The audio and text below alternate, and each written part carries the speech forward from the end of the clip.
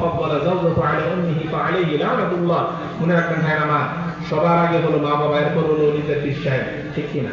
সবার আগে হলো মা বাবা, এরপর হলো আলেম সাহেব, সবার আগে মা বাবা, এরপর হলো মুফতি সাহেব, সবার আগে মা বাবা, এরপর হলো মুফাসসির সাহেব, সবার আগে মা বাবা, এরপর হলো মসজিদ ইমাম সাহেব, সবার আগে মা বাবা, এরপর হলো হাফেজ সাহেব, মুর্শিদ বা অন্য সবকিছু।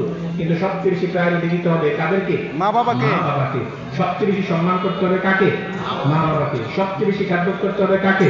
মা বাবাকে। মা বাবার খেদমত করার পর সময় পেলে আপনি অলির দরবারে যান, পীরের কাছে যান, আলেমের কাছে যান, ওলামার কাছে যান, মুফতি সাহেবের কাছে যান, মুহাদ্দিস সাহেবের কাছে যান, কোনো সমস্যা নাই। কিন্তু আগে মা বাবার চাহিদা পূরণ করতে হবে, মা বাবার খেদমত করতে হবে, ঠিক কিনা? ঠিক। মা ফাদ্দালা যাওজাতু আলা উম্মিহি ফাআলাইহি লানাতুল্লাহ। নবী নুরানি জামানের মধ্যে বলে দিয়েছেন, যে ব্যক্তি তার মা থেকে তার বউকে বেশি প্রায়োরিটি দিবে, যে ব্যক্তি মা থেকে তার ওয়াইফকে বেশি গুরুত্ব দিবে, তার উপর আল্লাহর লানত পড়বে। জোরে বলেন নাউজুবিল্লাহ। মনে রাখবেন, আপনার বউয়ের উপর, আপনার বউয়ের কি আছে? হক আছে। হক আছে। বউয়ের হক পূরণ আপনাকে করতেই হবে, করতেই হবে, ঠিক কিনা? আপনার উপর আপনার সন্তানদেরও হক আছে। কিন্তু সবচেয়ে বেশি, সবচেয়ে আগে আপনি মা বাবার চাহিদা পূরণ করবেন। সবার আগে কার চাহিদা পূরণ করবেন? মা বাবা। এরপরে বহু চাহিদা পূরণ করবেন, এরপর নিজের সন্তানের চাহিদা পূরণ করবেন।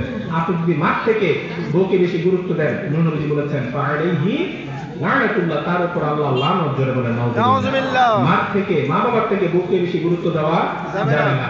মা বাবার থেকে নিজের সন্তানকে বেশি গুরুত্ব দেওয়া যাবে না। সবচেয়ে বেশি গুরুত্ব হলো মা বাবার, এরপরে বউ। সবচেয়ে বেশি গুরুত্ব হলো মা বাবার, এরপরে হলো নিজের ছেলে মেয়ে। তার মানে বউর সাথে আবার খারাপ ব্যবহার করা যাবে না, বউ পিটানো যাবে না। হাদিস শরীফের নবী নিষেধ, বউ পিটানো যাবে না। আমি সেদিকে যাচ্ছি না, বউর সাথে ভালো ব্যবহার করতে হবে। কিন্তু আগে মা বাবার চাহিদা, তারপর বউয়ের চাহিদা। আগে মা বাবার চাহিদা পূরণ করার পর নিজের সন্তানের চাহিদা। ভাইরা আমার, 1 মিনিট আমি শেষ করে দিচ্ছি।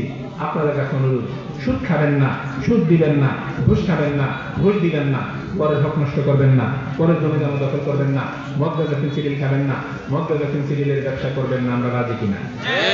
সুদ খেলেও গুনাহ, সুদ দিলেও গুনাহ, ঘুষ খেলেও গুনাহ, ঘুষ দিলেও গুনাহ।